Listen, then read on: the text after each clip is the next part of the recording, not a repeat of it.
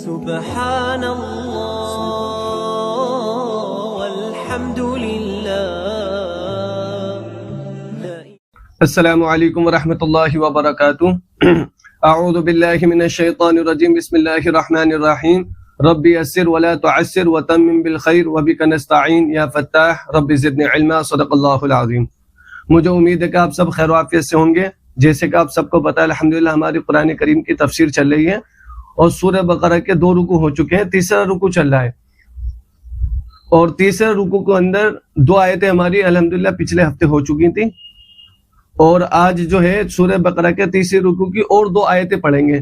صرف ہم 2 آیتیں کا ترجمہ کریں گے اور اسی کا خلاصہ بیان کریں گے تاکہ آپ لوگوں کو اور مجھ کو بھی سب کو انشاءاللہ اچھے طریقے سے نفع ہو جائے.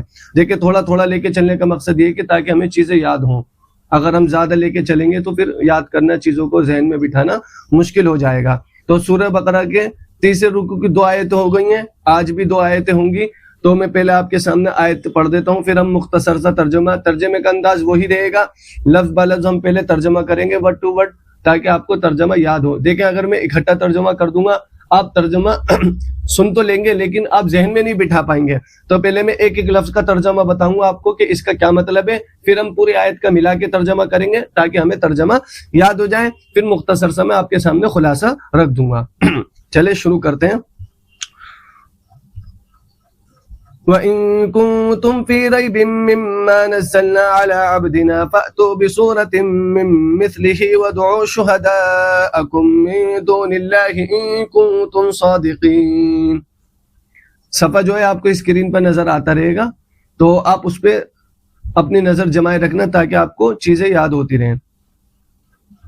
آیت میں نے پڑھ دی, اب ہم اس کا پہلے لفظ بہ لفظ ترجمہ کرتے ہیں. وَإِن كُنتُم کا مطلب ہے اور اگر تم ہو, اور اگر تم ہو. فی ریبم کا مطلب ہے کسی شک میں. مما کا مطلب ہے اللہ کے کلام کے بارے میں. مما اس چیز کے بارے میں, اللہ کے کلام کے بارے میں. نزلنا جو ہم نے نازل کیا, جو ہم نے اتارا. علی عبدینا کا مطلب ہے اپنے بندے پر. علی عبدینا اپنے بندے پر. فاتو کا مطلب ہے تو لیاؤ. فاتو کا مطلب ہے تو لیاؤ. بصورتن کا مطلب ہے ایک ہی صورت. بصورتن ایک ہی صورت. من مثلی کا مطلب ہے اس جیسی. من مثلی کا مطلب ہے اس جیسی. ودعو کا مطلب ہے بلا لیاؤ. ودعو کا مطلب ہے بلا لاؤ, لیاؤ. شہداءکم کا یہاں ترجمہ کریں گے اپنے حمایتیوں کو. شہداء کا مطلب ویسے تو گواہی کا ہوتا ہے لیکن یہاں پر جو ہم اس کا ترجمہ کریں گے شہداءکم اپنے حمایتیوں کو. من دون اللہ کا مطلب ہے اللہ کے سوا. من دون اللہ کے سوا. ان کنتم اگر تم ہو. صادقین کا مطلب ہے سچے. صادقین کا مطلب ہے سچے. یہ لفظ با لفظ ہم نے ترجمہ کر دیا. اب ہم ملا کے ترجمہ کرتے ہیں. وَإِن كُنتُمْ فِي رَيْبٍ اور اگر تم کسی شک میں ہو. وَإِن كُنتُمْ فِي رَيْبٍ اگر تم کسی شک میں ہو. مما اس کلام کے بارے میں. نزلنا جو ہم نے اتارا. علی عبدنا اپنے بندے پر یعنی محمد صلی اللہ علیہ وسلم پر. فاتو تو لیاؤ. بصورتن ایک ہی صورت. من مثلی اس جیسی. ودعو شہداءکم ودعو اور بلا لو. شہداءکم اپنے حمایتیوں کو. من دون اللہ اللہ کے چھوڑ کر, اللہ کے سوا. ان کنتم صادقین اگر تم سچے ہو. اگر تم سچے ہو. آگے چلیں. فَإِن لَمْ تَفْعَلُوا وَلَن تَفْعَلُوا فَاتَّقُوا النَّارَ الَّتِي وَقُودُهَا النَّاسُ وَالْحِجَارَةُ أُعِدَّتْ لِلْكَافِرِينَ. پہلے ہم لفظ بہ لفظ ترجمہ کریں گے, آپ ترجمہ دیکھیں. فَإِن لَمْ تَفْعَلُوا پس اگر نہ کر سکو. فَإِن لَمْ تَفْعَلُوا کا مطلب ہے پس اگر نہ کر سکو. وَلَن تَفْعَلُوا اور تم ہرگز نہیں کر پاؤ گے. وَلَن تَفْعَلُوا اور تم ہرگز نہیں کر پاؤ گے. فَاتَّقُوا کا مطلب ہے پس ڈرو. فَاتَّقُوا کا مطلب ہے ڈرو. نار کا مطلب ہے آگ سے, بس ڈرو آگ سے. التی کا مطلب ہے جس کا. التی کا مطلب ہے جس کا. وقودها کا مطلب ہے اور اس کا ایندھن. وقودها یعنی اس آگ کا ایندھن. وقود کے معنی ایندھن کے آتے ہیں, جیسے تیل وغیرہ ہوتا ہے نا جس سے آگ بھڑکائی جاتی ہے, تو یہاں پر جو ہے وقودها اور اس آگ کا ایندھن. الناس لوگ ہوں گے. والحجارہ کا مطلب ہے پتھر اور اس کا ایندھن لوگ ہوں گے. والحجارہ اور پتھر ہوں گے. اعدت کا مطلب ہے تیار کی گئی ہے، اعدت کا مطلب ہے تیار کی گئی ہے، للکافرین انکار کرنے والوں کے لیے، یعنی کفار کے لیے جو اللہ کی بات نہیں مانتے ان کے لیے تیار کی گئی ہے۔ یہ ہو گیا لفظ بلفظ ترجمہ۔ اب ہم ملا کے ترجمہ کرتے ہیں پوری آیت کا۔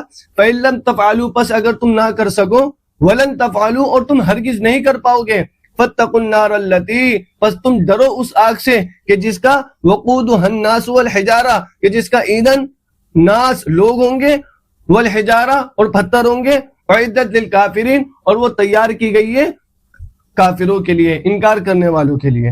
یہ دو آیتوں کا میں نے آپ کے سامنے ترجمہ کر دیا۔ اب اس کا مختصر سا خلاصہ کیا ہے؟ دیکھیں سورہ بقرہ کا جو تیسرا رکوع ہے، یا ایھا الناس اعبدوا ربکم الذی سے، یہاں سے اللہ تبارک و تعالی نے اسلام کے 3 بنیادی عقائد کو بیان فرمایا ہے۔ تو جو سورہ بقرہ کی پہلی 2 آیتیں تھیں اس کے اندر پہلے عقیدے کا ذکر ہو چکا ہے، وہ ہے توحید۔ اسلام کے 3 بنیادی عقائد ہیں، اس میں سے پہلا عقیدہ ہے توحید۔ توحید مانے اللہ کو ایک ماننا۔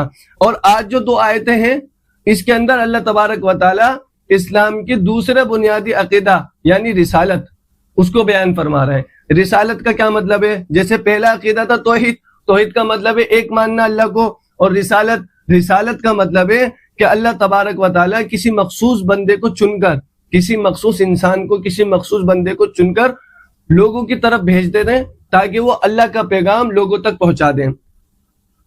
اس کو رسالت کہتے ہیں۔ رسالت اس منصب اور اس ذمہ داری کا نام ہے کہ جس منصب اور جس ذمہ داری کے لیے اللہ تعالیٰ کسی اپنے مخصوص بندوں میں سے ایک بندے کو چن کر لوگوں کے پاس بھیجتے ہیں تاکہ وہ اللہ تبارک و تعالیٰ کے احکامات کو لوگوں تک پہنچا دیں۔ اس چیز کا نام ہے رسالت۔ تو اسی کے بارے میں آج ذکر ہے۔ دیکھیں اہل عرب جو ہے نا قرآن پر ایمان نہیں لاتے تھے۔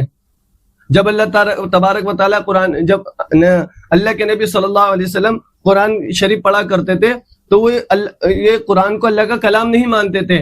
وہ یہ کہتے تھے کہ محمد صلی اللہ علیہ وسلم تو شاعر ہیں اور یہ انہی کا کلام ہے، یہ قرآن جو یہ پڑھتے ہیں یہ محمد صلی اللہ علیہ وسلم کا بنایا ہوا کلام ہے، یہ شاعر ہیں، یہ ان کے شعر ہیں، یہ اللہ کا کلام نہیں ہے، یہ کلام اللہ نہیں ہے۔ وہ یہ بات کہا کرتے تھے۔ تو اسی بات کو اللہ نے یہاں پر کیا، چیلنج کرا ہے پورے عرب کو، یہ بلکہ پوری دنیا کو چیلنج کر دیا کہ یہ کہہ رہے ہیں کہ محمد صلی اللہ علیہ وسلم شاعر ہیں، اور دوسری بات کہ محمد صلی اللہ علیہ وسلم یہ جو کلام پڑھ رہے ہیں یہ ان کا بنایا ہوا کلام ہے، یہ اللہ کا کلام نہیں ہے۔